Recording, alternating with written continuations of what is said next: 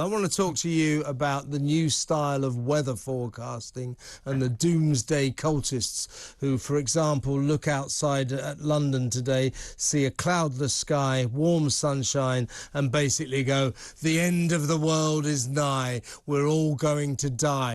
This nonsense has got to stop, and guess who fans the flames of it? The state broadcaster, the BBC. This is how the weather forecast ended the 10 o'clock bulletin last night, with the weather forecaster, for mysterious reasons, there's Hugh Edwards, look at him, he's standing in front of a picture of footage of a forest fire in southwestern France, about to tell us about the weather in Britain. So why are we looking at a forest fire in France? It is now there's the old style weather forecast, that's from 2006, same weather as today. This is last night's weather forecast. Look at it, a sea of apocalyptic crimson, dark red, forecasting terror and death and flames and fire. Why are they doing this? This is the BBC, this is the state broadcaster, which, by the way, spent half of last night's bulletin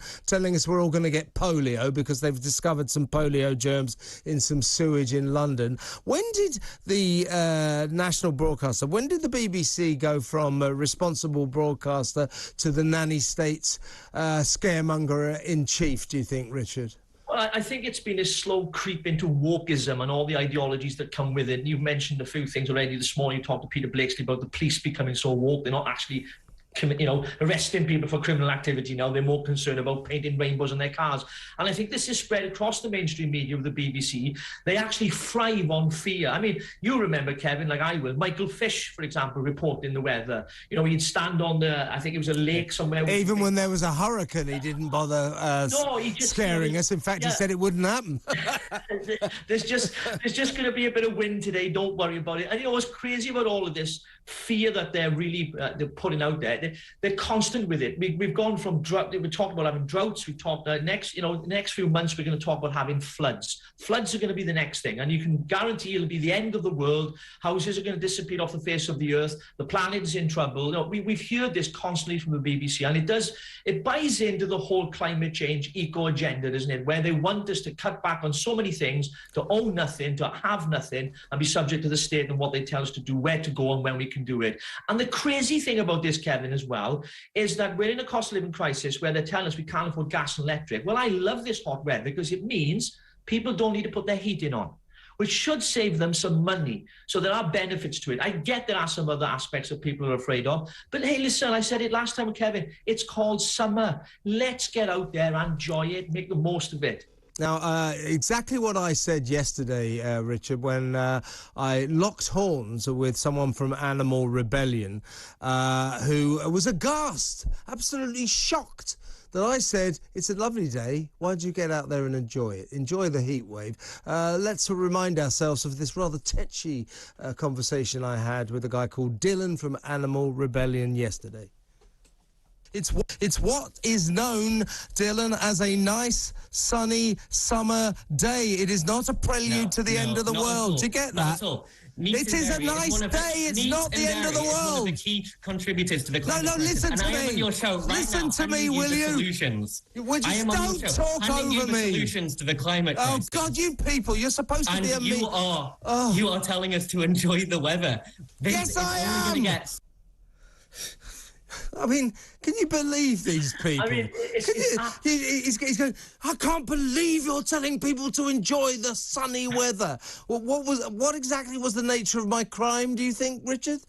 I mean, there is no, you haven't committed any crime at all. This is just absolutely redonkulous. That's what word I use, redonkulous. Because, look, we get it every year. Like, it's called the changing of the season, summer, winter, autumn. We get summers. And the fact that these people are out there using it to scare people, as you showed on the map there, back in 2006, we had the same kind of weather, Kevin. We have these heat waves now and again. It's called a cycle of life. It is what happens. I mean, I'm no climate expert. All I know is, ever since I've been born on this planet for 47 years, we have summers. And thank God we do, because in Wales, it's always blooming raining. So I'm glad for the sun.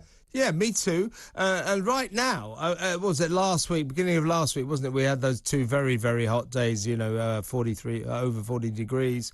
You know, that's hot, but it's not proof of climate change. It's not proof that mankind has caused this. And now we've got weather that is very warm, you know, 35, 36. That's warm, hot weather by British standards, extremely hot. But all the weather forecasters are talking in terms of now extreme heat, health warning, you know, drink water. It's not extreme heat. It's just a nice day.